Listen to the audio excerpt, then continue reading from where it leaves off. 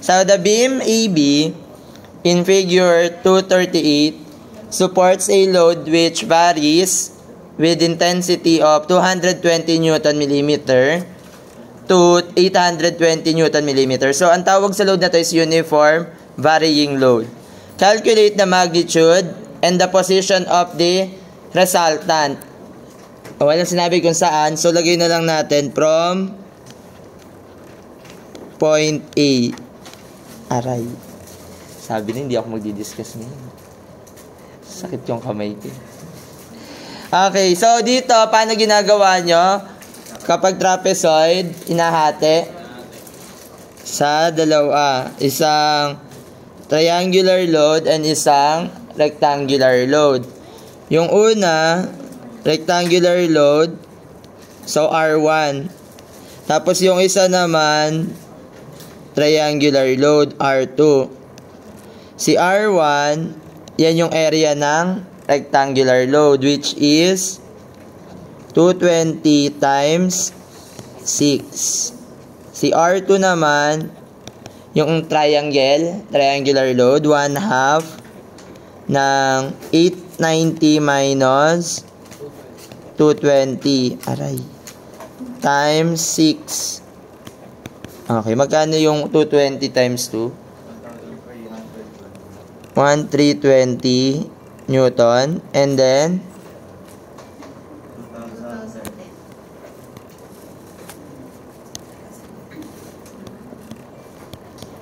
okay. Ngayon, ano yung location ni R1 from point A? Diba, to 1/2 ng 6, which is 3.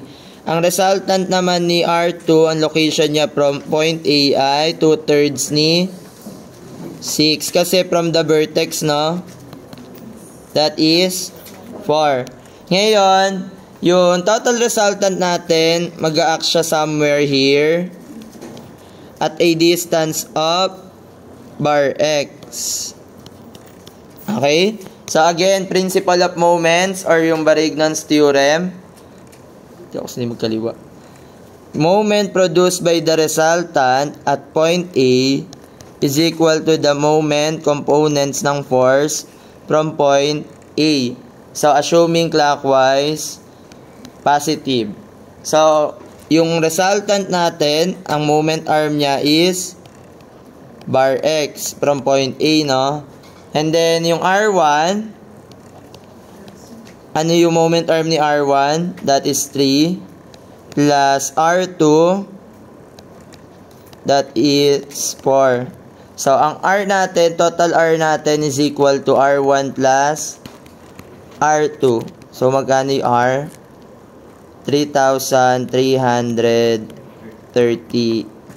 Newton.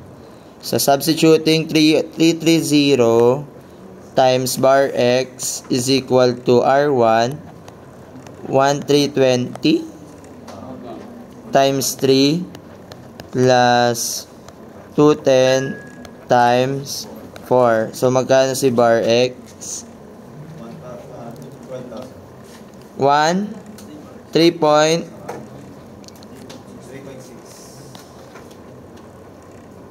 Sakto?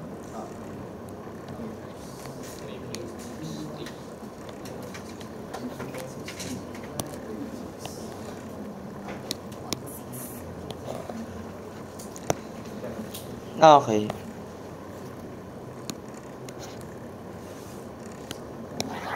Okay, next ito naman yung sinasabi ko sa inyo na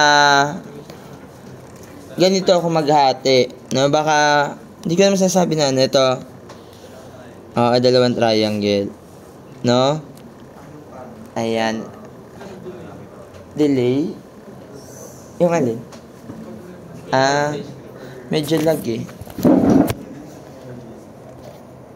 Ayoko nga delay.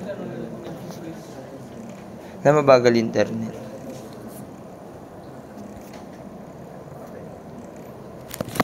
At baka ulit natin.